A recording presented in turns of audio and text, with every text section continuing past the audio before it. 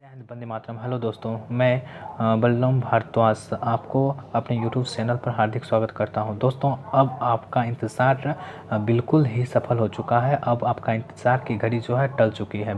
आप अगर Bihar police constable की परीक्षा की तैयारी कर रहे हैं तो आपके लिए एक सुनहरा अवसर बिहार सरकार के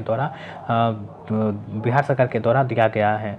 इस अवसर में आपको टोटल 8,000 पदों पर वैकेंसी बिहार सरकार द्वारा निकाली गई है।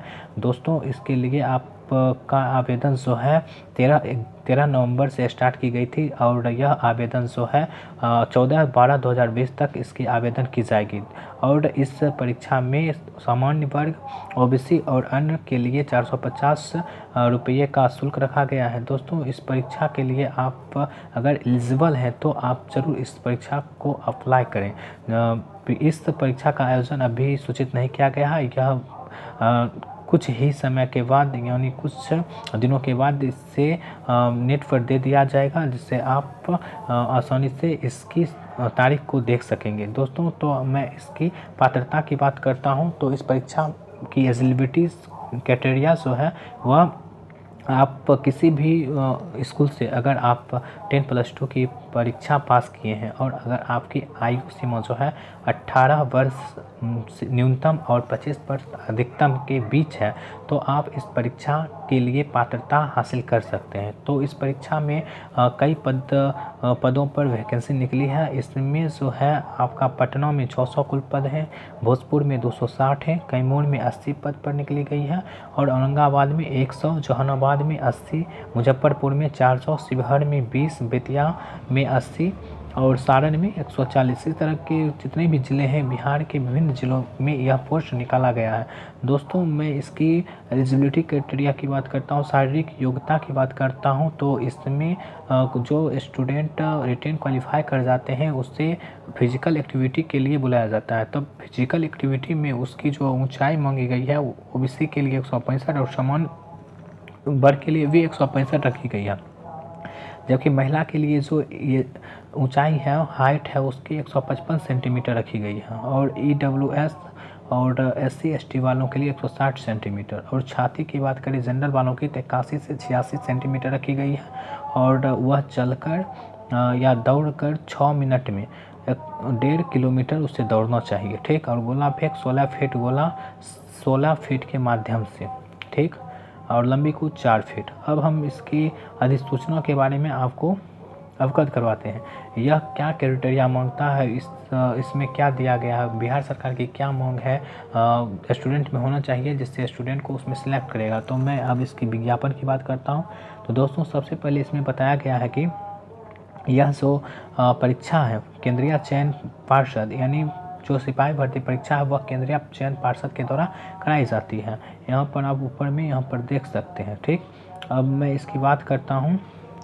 बिहार पुलिस का इसमें जो आपका वेतन मान रहेगा वह वेतन मान जो है 21,000 रुपया से 69,000 रुपया आपको दिया जाएगा और टोटल जो पद है इसमें टोटल पद 8,415 पद पर वैकेंसी निकाली गई है और इसमें दिया गया है इन पदों पर नियुक्ति हेतु विज्ञापन संख्या 5/2020 यहाँ जारी किया जा रहा है। तो बिहार पुलिस की जो परीक्षा है दोस्तों उसके बारे में इसमें दिया गया है, डिटेल में दिया गया है।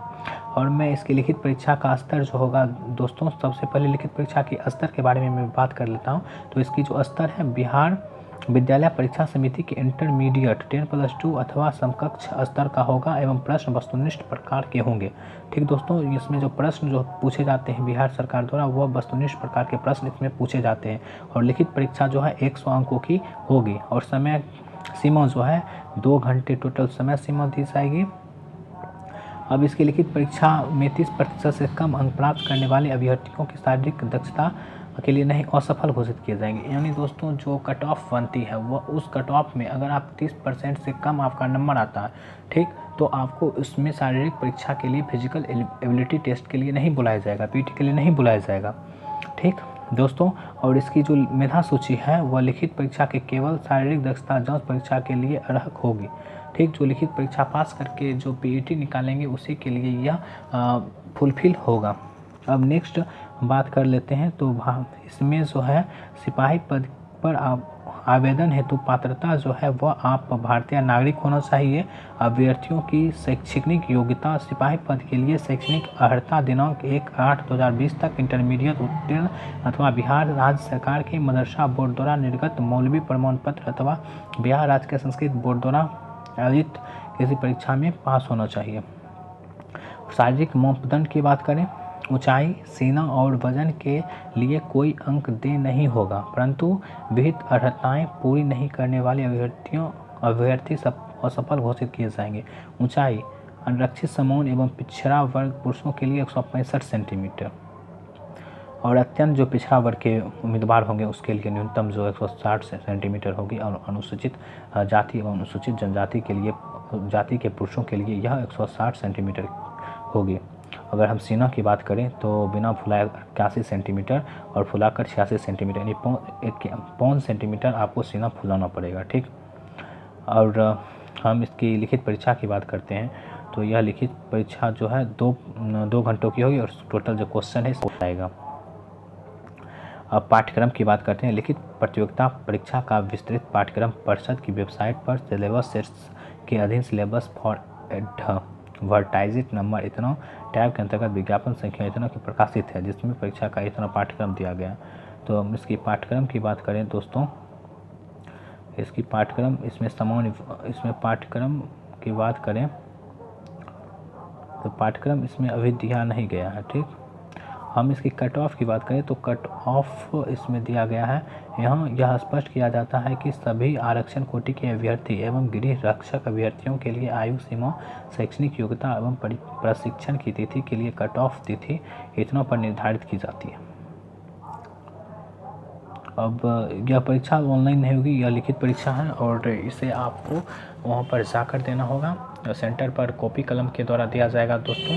और पंजीकरण जो है आपने गलत विवरण के साथ पंजीकरण किया है तो भुगतान के बाद आप ऐसे विवरण को एडिट नहीं कर सकते हैं, ठीक दोस्तों, एडिट नहीं कर पाएंगे आप। और